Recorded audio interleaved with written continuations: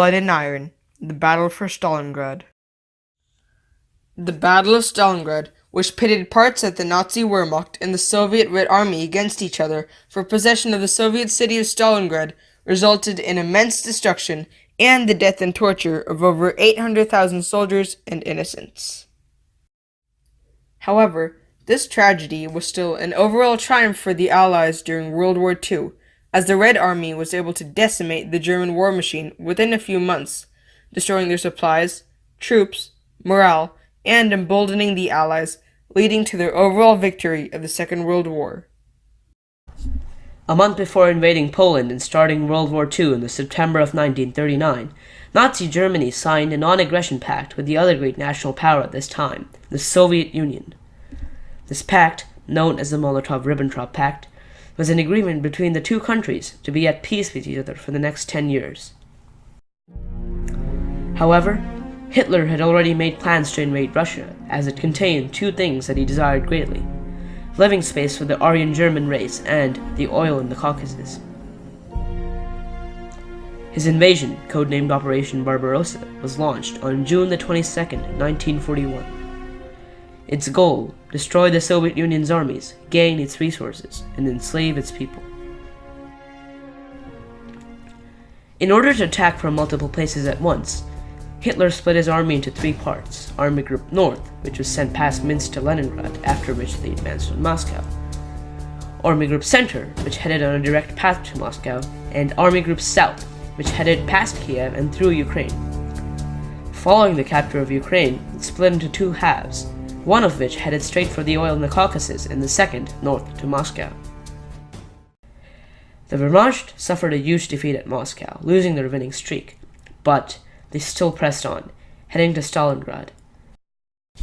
As the German 6th Army advanced until being a few dozen kilometers from Stalingrad, and the German 4th Panzer Army ready to attack the city from the south, Army Group South A continued to push into the Caucasus.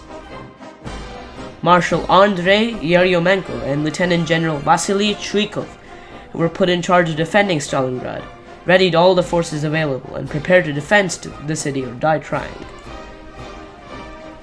They positioned the 62nd Army over the river Volga, 4 more armies around Stalingrad, 9 armies to the north and south for a counteroffensive, split among the Don Front and the Southwestern Front.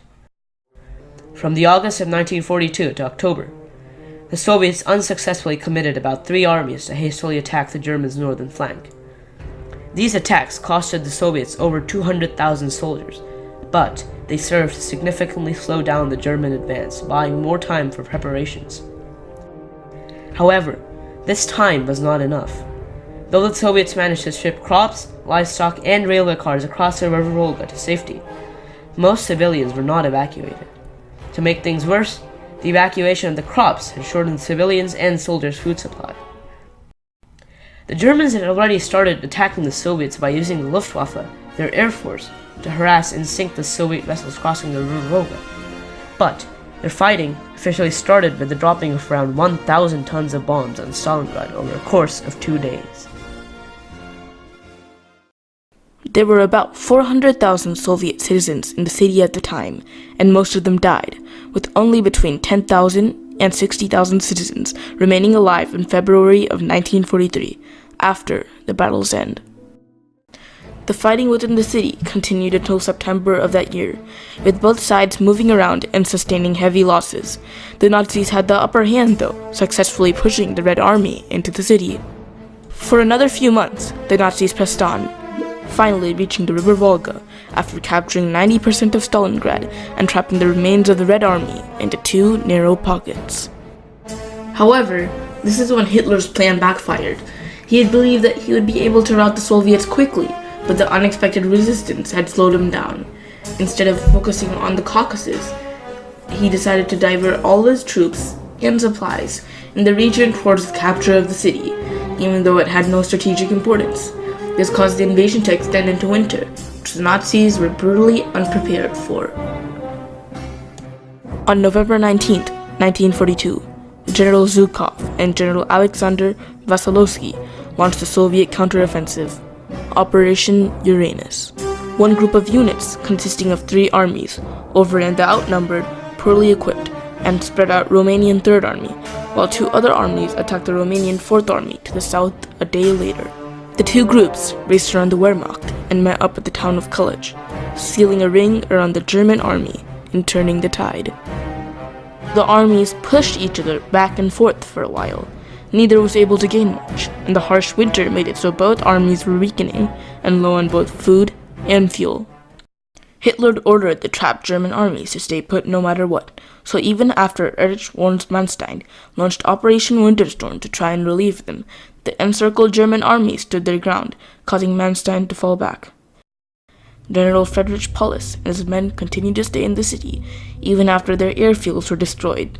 Supplies stopped arriving, and surrender was offered by the Soviets multiple times, in order to keep the Red Army away from Army Group South A, which was heading toward the Caucasus.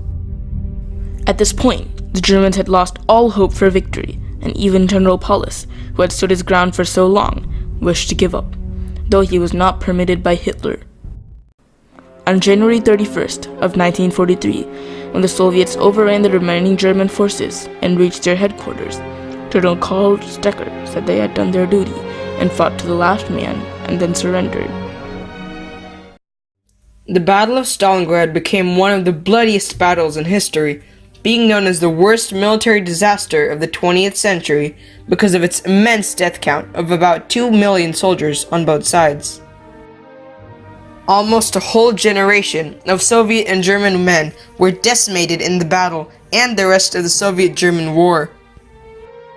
In addition to this, hundreds of thousands of innocent Soviet women and children were raped and killed by German soldiers.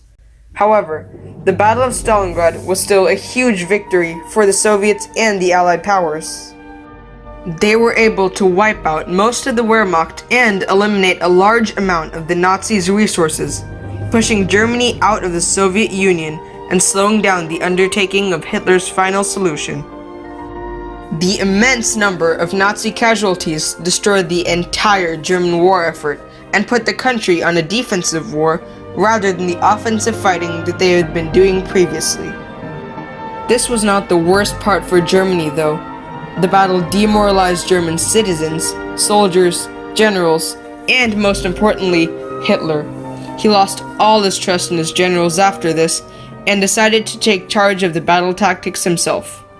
This put a huge strain on him, causing him to make some very bad decisions for Germany during the war. The Battle of Stalingrad is often said to be the biggest defeat ever inflicted on the German army, and has been identified as a turning point in both the Eastern Front and the entire war, making it much more crucial than many people believe.